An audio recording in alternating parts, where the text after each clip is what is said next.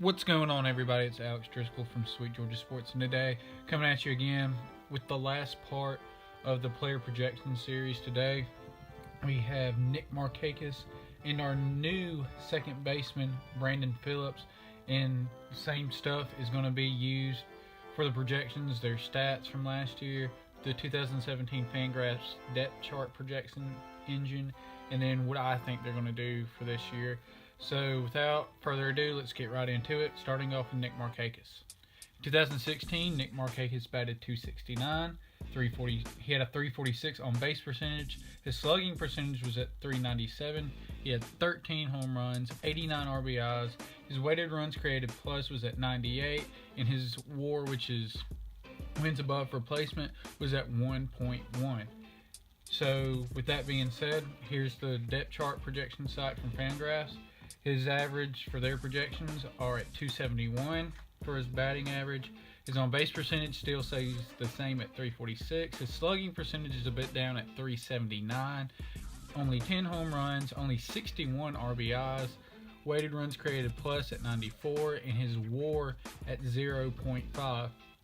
Before I get into my projections, I would like to point out that depth chart projection engine site, whatever you may take it as, for me, for Nick Markakis, for what they're projecting Nick Markakis to do, I think it's realistic, but at the same time, I think he'll do much better this year. I think that the 10 home runs and the 61 RBIs is laughable to me. I mean, because he'll more than likely bat fifth right behind Matt Kemp, and so with that being said, he'll either have Ender Inciarte, Dansby Swanson, or Freddie Freeman, or even Matt Kemp on base and in scoring position and run producing opportunities in front of him. And we've seen consistently with Nick Markakis that he can consistently drive in runs when he's up at the dish.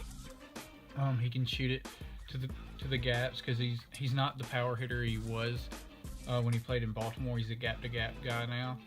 But I think 61 RBIs from Fangraphs, from their depth chart engine, I think it's laughable. I think that's really blackballing him because he's a much better run producer than what they are saying he's going to be this year. So with that, let's get into my predictions and projections. I have him at .278 for his batting average. His on-base percentage at .350. His slugging percentage at .383. His home runs I think he'll hit 15 home runs because the way SunTrust Park will play this year, they moved right field in, and so when he pulls the ball with good power, he could probably get some that he didn't hit in Turner Field as much, because Turner Field right field was 335, I believe, and then at SunTrust I believe it's 325, but the wall is also 16 feet. But I think Nick Markakis can I think he can create a launch angle that when he pulls the ball, it will induce fly balls, and he'll hit a few more out than he did at Turner Field. For his RBIs, I have him at 85. His weighted runs created plus, I have him at league average 100, and his WAR at 1.8.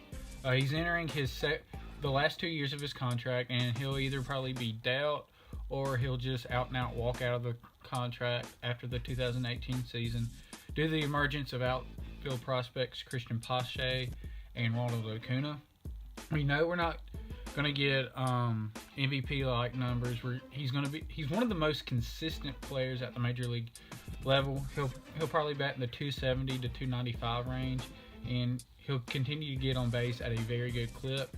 His defense is probably going to be solid as well, but it probably won't be like it was in Baltimore, where he was winning Gold Glove after Gold Glove.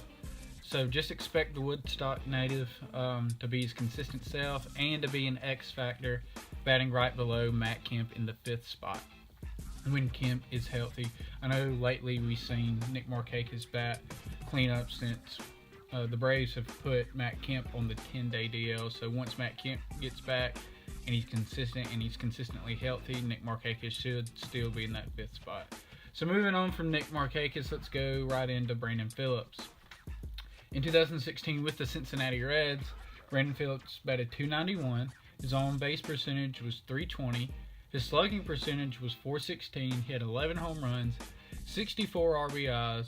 His weighted runs created plus was 92, and his WAR was 0.9, so he's almost bringing in a win above replacement. For 2017, for Fangraphs, for their depth chart engine, they have him at .275 for his batting average, .309 for his on-base percentage, his slugging percentage at .379, only 9 home runs, 57 RBIs, weighted runs created plus at 82, and they're saying that his WAR will hold serve at 0.9. For me, I have him batting at .283, his on-base percentage at .316, his slugging percentage at .386. He'll hit 13 home runs. He'll drive in 69 RBIs. His weighted runs created plus will be at 95, and his WAR will be at 1.2. The Brandon Phillips trade this offseason, it was a very great move because we basically got him for next to nothing. The two guys that we dealt for him, I can't even remember who we dealt, but I just remember them being relievers in the farm system. So we basically got Brandon Phillips, and we traded him to the Reds, for Brandon Phillips to get him. We just basically gave next to nothing to get him. Though the name value is great for Brandon Phillips, he's not the player that he was for the Indians and the Reds in the mid to late 2000s. Cincinnati's Great American Ballpark helped mask offensive regression since it's infamously known as a hitter's park, but nonetheless, Phillips should be an underrated part of this Braves lineup, as he'll probably be batting sixth most of the year, right below Nick Markakis. And he could have some chances to drive in runs, more than people are going to give him credit for, in my opinion. But don't expect Phillips to be in Atlanta for a very long time, as it looks like Ozzie Albies, he'll either be caught up this year, hopefully, when we can expand rosters on September 1st, or Ozzie will be up next year. But the middle infield combo of Dansby and Phillips, which I love the nickname that Brandon Phillips gave for the middle infield for him and Dansby. He dubbed it Bransby, but absolutely love that name. I kind of fell in love with it.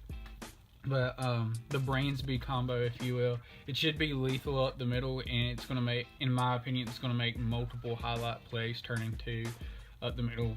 4-6-3 and 6-4-3 double plays should be highlight plays every night in Atlanta when we get the chance. But anyway, with that being said, that's going to do it for this series of player projections for Nick Markakis and Brandon Phillips. If you liked it, give it a thumbs up. And if you like all the other content that we have at Sweet Georgia Sports, we talk about the Falcons and the Hawks. I know the Hawks are about to gear up for the playoffs really quick, and OTAs and free agency, and the draft is in a couple weeks for the Falcons. So go check out all the videos that we have on the Falcons and the Hawks. And I think we should be coming out with some Atlanta United stuff. So if you like soccer, we should be getting that in. So if you like anything Atlanta sports, make sure to hit the subscribe button, and feel free to leave a comment on any questions that you have about any issues concerning the Braves, and I'll get to them as soon as I can in the next video.